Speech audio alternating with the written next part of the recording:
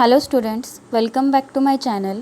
आणि आज आपण रिप्रोडक्शनचा second type that is sexual reproduction शिकणार आहोत.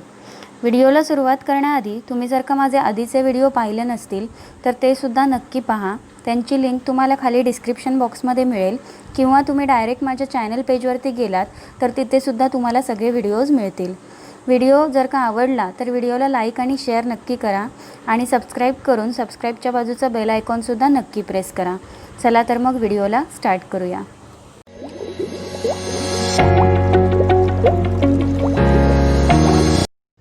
There are two types of sexual reproduction. First is sexual reproduction in plants and second is sexual reproduction in human beings. मग ह्या व्हिडिओमध्ये आपण सेक्शुअल रिप्रोडक्शनचा पहिला टाईप शिकणार आहोत that is sexual reproduction in plants.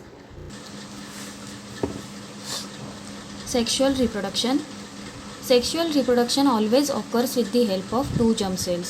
आता सेक्शुअल रिप्रोडक्शन नेहमी दोन जर्म सेल्सच्या मदतीने होत असतं. आता जर्म सेल्स म्हणजे काय हे आपण मागच्या व्हिडिओमध्ये शिकलो होतो. जर्म सेल्स ज्याला आपण गॅमेट्ससुद्धा म्हणतो ते दोन टाईप्सचे असतात. First sperm cell which are male gametes म्हणजेच ते मेल्समध्ये प्रेझेंट असतात आणि egg cells which are female gametes म्हणजे ते फिमेल्समध्ये प्रेझेंट असतात. मग नेहमी लक्षात ठेवायचं, ज्यावेळेस मी मेल गॅमेट म्हणेन त्यावेळेस कोण असणार आहेत स्पर्म सेल्स आणि ज्यावेळेस मी फिमेल गॅमेट म्हणेन त्यावेळेस एग सेल्स. ओके. आता सेक्शुअल रिप्रोडक्शनमध्ये दोन मेन स्टेप्स असतात म्हणजे बेसिक स्टेप्स. नेहमी ज्यावेळेस सेक्शुअल रिप्रोडक्शन होतं त्यावेळेस दोन स्टेप पहिल्या होत असतात. सगळ्यात पहिली स्टेप आहे गॅमेट फॉर्मेशन आणि सेकंड स्टेप आहे फर्टिलायझेशन. ओके. कोणामध्येही कुठल्याही लिव्हिंग ऑर्गॅनिझममध्ये ज्यावेळेस सेक्शुअल रिप्रोडक्शन होतं त्यावेळेस सगळ्यात पहिलं गॅमेट फॉर्मेशनची प्रोसेस होते आणि त्याच्यानंतर ते गॅमेट्स नंतर फर्टिलाइज होतात म्हणजेच फर्टिलायझेशनची प्रोसेस. ओके. मग आता आपण बघूया गॅमेट फॉर्मेशन. गॅमेट्स म्हणजे काय? Germ cells. आता gametes are formed by meiosis division. मागच्या व्हिडिओमध्ये ज्यावेळेस आपण मिओसिस शिकलो होतो त्यावेळेस मी सांगितलं होतं मिओसिस कुठल्या सेल्समध्ये होतं तर फक्त जर्म सेल्समध्ये. ओके. मग मिओसिस डिव्हिजनने गॅमेट्स तयार होतात. In meiosis chromosome number is reduce to half that is 23 chromosomes. तुम्हाला माहिती आहे ज्यावेळेस आपण मिओसिस शिकलेलो त्यावेळेस आपल्याला सगळ्यात शेवटी 4 सेल्स मिळाले होते आणि ते सेल्स कसे होते? हाफ किंवा हॅप्लॉइड होते. ओके. का हॅप्लॉइड म्हणतो आहे त्यांना? कारण त्यांच्यामध्ये नंबर ऑफ क्रोमोझोम्स किती असतात? 23, म्हणून त्यांना हॅप्लॉइड म्हणतात आणि अशा पद्धतीने हॅप्लॉइड गॅमेट्स आर फॉर्म्ड. आता बघा, ज्यावेळेस सेक्शुअल रिप्रोडक्शन फिमेल्समध्ये होत असतं त्यावेळेस त्यांच्यामध्ये साहजिकच कुठले गॅमेट्स तयार होणार आहेत? Egg cells. आणि ज्यावेळेस हे रिप्रोडक्शन मेल्समध्ये होत असतं त्यावेळेस स्पर्म सेल्स तयार होणार आहेत. अँड फायनली आपल्याला दोन गॅमेट्स मिळणार आहेत that is male gamete and female gamete. फर्टिलायझेशनमध्ये काय होतं बघूया. मगाशी गॅमेट फॉर्मेशनमध्ये आपल्याला दोन गॅमेट्स मिळाले होते, mail gamete and female gamete. आता फर्टिलायझेशनमध्ये हे दोन गॅमेट्स युनाईट होतात. ओके. आणि हे युनाईट झाल्यानंतर एक डिप्लॉइड झायगोट तयार होतो. ओके. आता इथे डिप्लॉइड का तयार झाला आहे? कारण आपल्याला गॅमेट्स कसे मिळाले होते? हॅप्लॉइड गॅमेट्स होते. ओके. एक हॅप्लॉइड गॅमेट म्हणजेच 23 क्रोमोझोम्स आणि सेकंड हॅप्लॉइड गॅमेट्स म्हणजेच 23 क्रोमोझोम. आता हे दोन युनाईट झाले म्हणजे किती झाले? 46 क्रोमोझोम. आणि अशा पद्धतीने एक डिप्लॉइड झायगोट तयार होतो. झायगोट का म्हटलं आहे? कारण तो सिंगल सेल्ड आहे. त्यानंतर ह्या झायगोटमध्ये मायटॉसिस डिव्हिजन होतं. ओके. आता बघा, हा गॅमेट नाही आहे, आता हा डिप्लॉइड झाला म्हणजे तो काय झाला? एक सेल तयार झाला. मगाशी हे काय आहेत? फिमेल गॅमेट आणि मेल गॅमेट्स आहेत. का? कारण ते हॅप्लॉइड आहेत. ओके. म्हणून त्यांच्यामध्ये कुठलं डिव्हिजन झालं होतं? मिओसिस डिव्हिजन झालं होतं. आता हे दोघं युनाईट झाल्यानंतर डिप्लॉइड झायगोट तयार झाला आणि साहजिकच आता ह्यांच्यामध्ये कुठलं डिव्हिजन होणार आहे तर मायटोसिस डिव्हिजन. ओके. मग झायगोट मायटोसिस डिव्हिजनने डिवाईड होत जातो आणि तो डिवाईड झाल्यामुळे मल्टिपल सेल्स तयार होतात. सिंगल सेलचे मल्टिपल सेल्स तयार होतात आणि मग त्या झायगोटला काय म्हणतात? एम्ब्रियो. ओके. आणि एम्ब्रियो नंतर डेव्हलप होत जातो आणि सगळ्यात शेवटी न्यू इंडिव्हिज्युअल इज फॉर्म्ड म्हणजेच एक ऑफस्प्रिंग तयार होतो. यालाच फर्टिलायझेशन म्हणतात. आता आपण प्लांट्समध्ये सेक्शुअल रिप्रोडक्शन कसं होतं ते बघूया. Flower is structural unit of sexual reproduction in plants. आता तुम्ही बऱ्याच वेळेला ऐकलं असेल की भरपूरशा झाडांमध्ये सगळ्यात पहिलं झाडाला फ्लॉवर येतं आणि त्याच्यानंतर त्याचं कन्व्हर्जन फ्रूटमध्ये होतं. म्हणजेच आपण याच्यावरून काय म्हणू शकतो की प्लांट्समध्ये रिप्रोडक्शन फुलांमुळे होतं, आहे की नाही. प्लांट्समध्ये रिप्रोडक्शन फ्लॉवर्समुळे होतं आणि म्हणून फ्लॉवर्सला स्ट्रक्चरल युनिट म्हटलं आहे कशाचं, रिप्रोडक्शन इन प्लांट्ससाठी. ओके. आता सगळ्यात पहिलं इथे मी डायग्राम काढलेली आहे. आता इथे मी एक डायग्राम काढली आहे फ्लॉवरची. ती डायग्राम आधी आपण एक्सप्लेन करून घेऊयात. There are 4 floral whorls in flower. आता फ्लॉवरमध्ये 4 महत्त्वाचे भाग असतात. फ्लोरल म्हणजे काय, फ्लॉवर, आणि वोल्स म्हणजे पार्ट. ओके. मग फ्लॉवरमध्ये 4 महत्त्वाचे पार्ट असतात, calyx, corolla, androecium and gynoecium. Okay. आता आपण इथे डायग्राममध्ये बघूया. कॅलेक्स, हे बघा, हा जो देठाच्या वरचा भाग असतो, म्हणजेच आपण जिथे फुलाला पकडतो त्या देठाच्या वरचा भाग जो आहे दॅट इज कॅलेक्स. ओके. हा नेहमी ग्रीन कलरचा असतो. त्यानंतर ह्या पाकळ्या दिसत आहेत तर ह्यांना म्हणतात कोरोला. ओके. ह्या पाकळ्यांना काय म्हटलं आहे, कोरोला. अँड्रोशियम, हे बघा, अँथर आणि फिलामेंट. अँड्रोशियममध्ये 2 पार्ट असतात, अँथर आणि फिलामेंट. आता हे जे मी रेक्टँगल काढलेत ब्लॅकमध्ये दे आर अँथर आणि त्याच्या खाली जे थ्रेड लाईक स्ट्रक्चर काढलेले आहेत दे आर फिलामेंट्स. ओके. त्यानंतर गायनोशियम. गायनोशियममध्ये काय काय येतं तर स्टाईल, स्टिग्मा आणि ओव्हरी. मग आता स्टिग्मा कुठे आहे बघा, हा जो सगळ्यात वरचा गोल पार्ट आहे दॅट इज स्टिग्मा. त्यानंतर त्याच्या खाली स्टाईल आहे आणि स्टाईलच्या आतमध्ये ओव्हरी आहे. ओके. मग आपण इथे 4 पार्ट्स बघितले, कॅलेक्स, कोरोला, अँड्रोशियम आणि गायनोशियम. अँड्रोशियममध्ये 2 पार्ट्स असतात, अँथर आणि फिलामेंट, आणि गायनोशियममध्ये 3 पार्ट्स असतात, स्टाईल, स्टिग्मा आणि ओव्हरी. ओके. आता calyx and corolla are called as accessory whorls. आता हा कॅलेक्स आणि कोरोला म्हणजेच देठाच्या वरचा भाग आणि पाकळ्या यांना काय म्हणतात, ॲक्सेसरी वोल्स. आता यांना ॲक्सेसरी वोल्स का म्हटलं आहे, कारण हे काय करतात, ह्या आतमधल्या पार्टना म्हणजे अँड्रोशियमला आणि गायनोशियमला प्रोटेक्ट करायचं काम करतात. ओके. आता इथे तुम्ही व्यवस्थित बघितलं तर बघा, अँड्रोशियम आणि गायनोशियम कुठे आहेत तर ह्या कॅलेक्स आणि कोरोलाच्या आतमध्ये आहेत, आहे की नाही, बाजूनी सगळ्या पाकळ्या असतात. मग हे काय करतात, कॅलेक्स आणि कोरोला ह्या अँड्रोशियम आणि गायनोशियमला प्रोटेक्ट करतात आणि म्हणून त्यांना काय म्हटलं, accessory whorls. Androecium and gynoecium are called as essential whorls. आता इसेन्शियल म्हणजे काय तर गरजेचे, आहे की नाही. मग आता अँड्रोशियम आणि गायनोशियम यांच्यामध्ये रिप्रोडक्शनचं काम होतं म्हणून ह्यांना काय म्हटलं आहे, इसेन्शियल वोल्स. यांच्याशिवाय रिप्रोडक्शन प्लांट्समध्ये होऊ शकत नाही. ओके. मग आता कॅलेक्स आणि कोरोलाला ॲक्सेसरी वोल्स म्हटलं आहे आणि अँड्रोशियम आणि गायनोशियमला इसेन्शियल वोल्स म्हटले. ओके. आता आपण या सगळ्याचे मेंबर्स बघूया. Members of calyx are called as sepals. आता हा जो कॅलेक्स आहे याच्या मेंबर्सना काय म्हटलं आहे, सेपल्स म्हटलं आहे आणि ते नेहमी ग्रीन कलरमध्ये असतात. ओके. त्यानंतर कोरोलाच्या मेंबर्सना पेटल्स म्हटलं आहे आणि ते नेहमी व्हेरियसली कलर्ड असतात. आता व्हेरियसली कलर्ड म्हणजेच काय तर तुम्ही बघितलं तर प्रत्येक फुलामध्ये पाकळ्यांचे रंग वेगवेगळ्या प्रकारचे असतात म्हणून त्यांना काय म्हटलं आहे, व्हेरियसली कलर्ड. ओके. आता मेंबर्स ऑफ गायनोशियम बघा, या गायनोशियमचे मेंबर्सना कार्पेल म्हणतात आणि that is female part of the flower. आता हा जो गायनोशियमचा पार्ट आहे स्टाईल, स्टिग्मा आणि ओव्हरी, तो पार्टला आपण काय म्हणू शकतो, female part of the flower. त्यानंतर मेंबर्स ऑफ अँड्रोशियम. आता हा जो अँड्रोशियम आहे ह्याच्या मेंबर्सना स्टॅमेन्स म्हणतात आणि this is male part of the flower. आणि अँथर आणि फिलामेंट म्हणजेच अँड्रोशियम हा फ्लॉवरचा मेल पार्ट आहे. ओके. आता स्टॉक म्हणजे काय तर मगाशी मी म्हटलं देठ, जिथे आपण फुलाला पकडतो that is called as pedicel. आणि काही फुलं अशी असतात की ज्यांना देठ असतं आणि काही फुलं अशी असतात की ज्यांना देठ नसतं. मग द फ्लॉवर्स विथ स्टॉक म्हणजे ज्यांना देठ आहे त्यांना पेडिसिलेट म्हणतात आणि ज्यांना देठ नाही आहे म्हणजे the flower without stalk are called as sessile. Okay. आता आपण बघूया ओव्हरी.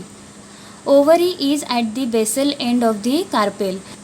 आता कार्पेल म्हणजेच काय तर गायनोशियमचे मेंबर्स आहे की नाही. मग गायनोशियमच्या बॅसल एंडला म्हणजे सगळ्यात शेवटी बेसला कोण आहे, ओव्हरी आहे. त्यानंतर style comes out from the ovary and style is hollow. आता ही जी स्टाईल आहे ही कुठून आलेली आहे? ओव्हरीपासून वरती आलेली आहे आणि ही स्टाईल नेहमी कशी असते? होलो असते, म्हणजेच पोकळ असते आतमधून, पाईपसारखी आपण म्हणू शकतो. Stigma is present at the tip of the style, आणि ह्या स्टाईलच्या टिपला म्हणजेच वरच्या टोकाला स्टिग्मा असतो. ओके, आता आपण ओव्हरीला जरा डिटेलमध्ये बघूया. इथे मी डायग्राम काढलेली आहे ज्यामध्ये हा पार्ट आहे तो ओव्हरी आहे. आता ovary consist of one or many ovules. हा आतमध्ये जो ओव्हरीचा मी सर्कल काढलेला आहे दॅट इज ओव्ह्यूल. आता हे इथे मी एकच दाखवलं आहे, पण प्रत्येक वेळी ते एक नसून एकापेक्षा जास्तसुद्धा असू शकतात. Okay, ovules consist of embryo sac by meiosis. आता ह्या ओव्ह्यूल्सच्या आतमध्ये एम्ब्रियो सॅक्स असतात. ह्या ज्या दिसतात छोट्या छोट्या दे आर एम्ब्रियो सॅक्स. आता ह्या तिथे नेहमी नसतात. ओव्ह्यूल्सच्या आतमध्ये एम्ब्रियो सॅक्स तयार होतात बाय मिओसिस डिव्हिजन, आणि त्या कधी तयार होतात? ज्यावेळेस एखाद्या प्लांटमध्ये रिप्रोडक्शनची प्रोसेस चालू होते. ओके, आता एम्ब्रियो सॅकच्या आतमध्ये काय असतं ते बघूया. इथे मी एम्ब्रियो सॅकची डायग्राम काढलेली आहे. या एम्ब्रियो सॅकमध्ये एक एग सेल असतो जो की हॅप्लॉईड असतो, एक एग सेल जो की हॅप्लॉईड आहे, आणि 2 पोलर न्यूक्लिआय हे सुद्धा काय आहेत? हॅप्लॉईडच आहेत. Okay, there are 2 types of flowers. First is bisexual and second is unisexual. आता बायसेक्शुअल म्हणजे काय? If both whorls are present in the same flowers. आता बोथ वोल्स म्हणजे कोण? तर अँड्रोशियम अँड गायनोशियम. एकाच फुलामध्ये जर का हे दोन्ही प्रेझेंट असतील, फॉर एक्झाम्पल आपण आत्ता जे मगाशी डायग्राम बघितली ना फ्लॉवरची, त्याच्यामध्ये अँड्रोशियम आणि गायनोशियम एकाच फुलामध्ये होते, मग त्यालाच आपण काय म्हणतो? Bisexual flower. आणि ह्याचं एक्झाम्पल त्यांनी दिलं आहे हिबिस्कस. ओके, त्यानंतर युनिसेक्शुअल. युनिसेक्शुअल म्हणजे काय? If any one of the 2 whorls are present in the flower. म्हणजे एका फुलामध्ये ह्या दोघांपैकी कोणतरी एक असेल, म्हणजे एकतर अँड्रोशियम असेल किंवा गायनोशियम असेल, तर त्याला काय म्हणतात? युनिसेक्शुअल. युनीचा अर्थ आहे एक. मग आता ह्या फुलामध्ये एकच कुठला तरी पार्ट प्रेझेंट आहे, एकतर अँड्रोशियम किंवा गायनोशियम, म्हणून याला काय म्हटलं? युनिसेक्शुअल. आणि बाय म्हणजे 2. मग ह्याच्यामध्ये काय आहे? अँड्रोशियम आणि गायनोशियम दोन्ही वोल्स एका फ्लॉवरमध्ये प्रेझेंट आहेत, म्हणून याला काय म्हटलं आहे? Bisexual flower. ओके, आता युनिसेक्शुअलचं एक्झाम्पल आहे पपया. मग आता युनिसेक्शुअलमध्ये मेल फ्लॉवर आणि फिमेल फ्लॉवर कसं ओळखायचं? तर ज्या फुलामध्ये अँड्रोशियम प्रेझेंट असेल, साहजिकच तो फ्लॉवर कुठला असणार आहे? मेल फ्लॉवर असणार आहे. आणि ज्या फुलामध्ये गायनोशियम प्रेझेंट असेल तर तो फ्लॉवर कुठला असणार आहे? फिमेल फ्लॉवर असणार आहे. ओके, आय थिंक तुम्हाला फ्लॉवरचे पार्ट्स व्यवस्थित कळले आहेत. आता आपण फ्लॉवरमध्ये रिप्रोडक्शन कसं होतं किंवा प्लांट्समध्ये रिप्रोडक्शन कसं होतं ते बघूया. रिप्रोडक्शनसाठी सगळ्यात पहिली प्रोसेस असते पॉलिनेशन. मग इथे मी पॉलिनेशनची डेफिनेशन लिहिली आहे बघा. Pollen grains from anther are transferred to stigma. आता पोलन ग्रेन्स म्हणजे काय आणि ते कुठे असतात? तर अँथरवरती असतात. अँथर म्हणजे आपल्याला माहिती आहे, इथे मी मगाशी सांगितलं होतं, हे जे ब्लॅक कलरचे रेक्टँगल टाईप मी दाखवले दे आर अँथर. मग ह्या अँथरवरती काय असतात? तर पोलन ग्रेन्स असतात. ओके, तुम्ही जर का कधी जास्वंदीचं फूल हातात घेतलं असेल आणि त्याच्या त्या येल्लोइश पार्टला तुम्ही हात लावलात तर तो असा स्पोर्ससारखा असतो, म्हणजे बियांसारखा असतो, तर तेच काय असतात? Pollen grains. ओके, मग पॉलिनेशनमध्ये काय होतं? हे पोलन ग्रेन्स ह्या अँथरवरून उठून ह्या स्टिग्मावरती येऊन बसतात. ओके, ह्या प्रोसेसला काय म्हणतात? पॉलिनेशन म्हणतात. अँथरवरचे पोलन ग्रेन्स उठून स्टिग्मावरती येऊन बसतात, त्यालाच काय म्हणतात? पॉलिनेशन. आता हे पॉलिनेशन होण्यासाठी 2 एजंट्स असतात. सगळ्यात पहिला एजंट म्हणजे बायोटिक एजंट आणि दुसरे म्हणजे अबायोटिक एजंट. आता बायोटिक आणि अबायोटिक म्हणजे मला वाटतं तुम्हाला माहिती असेल, तरीसुद्धा ज्यांना माहिती नाही आहे त्यांच्यासाठी मी रिवाईज करते. बायोटिक म्हणजे लिव्हिंग थिंग्स आणि अबायोटिक म्हणजे नॉन लिव्हिंग थिंग्स. ओके, मग लिव्हिंग एजंट्स कोण असतील? तर इन्सेक्ट्स आणि बर्ड्स. काय होतं? इन्सेक्ट्स कधी कधी ह्या फुलावरती येऊन बसतात, त्यावेळेस त्यांच्या पायांना ते पोलन ग्रेन्स चिकटतात आणि नंतर इन्सेक्ट जाऊन समजा त्या स्टिग्मावरती बसला तर तेच पोलन ग्रेन्स त्या स्टिग्मावरती जाऊन चिकटतात. ओके, अशा पद्धतीने बायोटिक एजंट कधीकधी पॉलिनेशन करतात किंवा कधीकधी अबायोटिक एजंटमुळे सुद्धा पॉलिनेशन होतं. मग ते अबायोटिक एजंट म्हणजे कुठले? तर विंड आणि वॉटर. जोरात कधीकधी वारा सुटतो त्यावेळेससुद्धा हे पोलन ग्रेन्स उडून स्टिग्मावरती जाऊन चिकटतात, किंवा कधीकधी जोरात पाऊस पडतो किंवा तुम्ही कधी कधी झाडांना पाणी घालत असता त्यावेळेससुद्धा हे पोलन ग्रेन्स उडून स्टिग्मावरती जाऊन बसतात आणि पॉलिनेशनची प्रोसेस कंप्लीट होते. पॉलिनेशन नंतर काय होतं ते बघूया. During pollination stigma becomes sticky. ज्यावेळेस पॉलिनेशनची प्रोसेस होते त्यावेळेस हा स्टिग्मा स्वतःहून स्टिकी बनतो, म्हणजे चिकट बनतो. दस pollen grains germinate when they fall on stigma. आणि त्यामुळे काय होतं, ज्यावेळेस हे पोलन ग्रेन्स त्या स्टिग्मावरती येऊन बसतात त्यावेळेस ते जर्मिनेट होतात. ओके, आता जर्मिनेट होतात म्हणजेच काय, तर एक long pollen tube and 2 male gametes are form. आता इथे बघा डायग्राममध्ये एक लॉंग पोलन ट्यूब तयार झाली आहे. ह्या स्टिग्माच्या वरच्या टोकापासून एम्ब्रिओ सॅकपर्यंत ती ट्यूब पोचलेली असते आणि त्याचबरोबर 2 मेल गॅमेट्स तयार होतात. इथे मी 2 रेड डॉट काढलेत, they are male gametes. Okay, आता काय होणार आहे, ही पोलन ट्यूब काय करते, ह्या 2 मेल गॅमेट्सना एम्ब्रिओ सॅकपर्यंत नेऊन पोचवते. मग आता हे 2 मेल गॅमेट्स एम्ब्रिओ सॅकपर्यंत कसे पोचतात बघा, मी इथे दाखवलं आहे. इथे मेल गॅमेट्स ओव्हरीमध्ये आल्यानंतर त्या पोलन ट्यूबची टिप जी असते, म्हणजे शेवटचं टोक जे असतं ते फुटतं आणि नंतर हे 2 मेल गॅमेट्स एम्ब्रिओ सॅकमध्ये एंटर करतात. ओके, आता एम्ब्रिओ सॅकमध्ये काय होतं आहे ते इथे मी दाखवलं आहे. आपण मगाशी शिकलो होतो एम्ब्रिओ सॅकमध्ये काय असतं, एक एग सेल असतो आणि 2 पोलर न्यूक्लियाय असतात. ओके, आणि हे दोघेही कसे असतात, हॅप्लॉईड असतात. आता काय झालं आहे, इकडून जे 2 मेल गॅमेट्स तयार झाले होते ते सुद्धा एम्ब्रिओ सॅकमध्ये एंटर झालेत. मग एक जो मेल गॅमेट असतो तो एक सेलबरोबर युनाईट होतो. इथे मी दाखवलं आहे बघा रेड कलरचा डॉट, ह्या एक सेलसोबत एक मेल गॅमेट युनाईट झाला आहे आणि ह्या 2 पोलर न्यूक्लियाइडसोबत दुसरा मेल गॅमेट युनाईट झाला आहे. ओके, आता काय होतं, ज्यावेळेस हा मेल गॅमेट एक सेलसोबत युनाईट होतो त्यावेळेस इथे एक झायगोट तयार होतो आणि ज्यावेळेस दुसरा मेल गॅमेट ह्या पोलर न्यूक्लियासोबत युनाईट होतो त्यावेळेस काय तयार होतं, तर एंडोस्पर्म.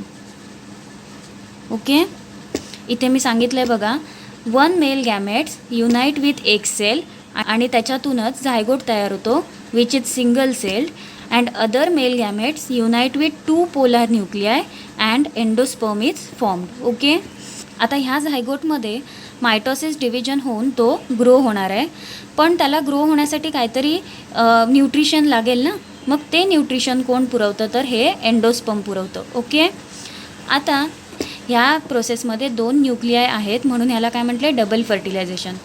आता सगळ्यात पहिलं मेल गॅमेट्स तयार झाले होते आणि त्याच्यानंतर फर्टिलायझेशन झालं. मग ते बघूया.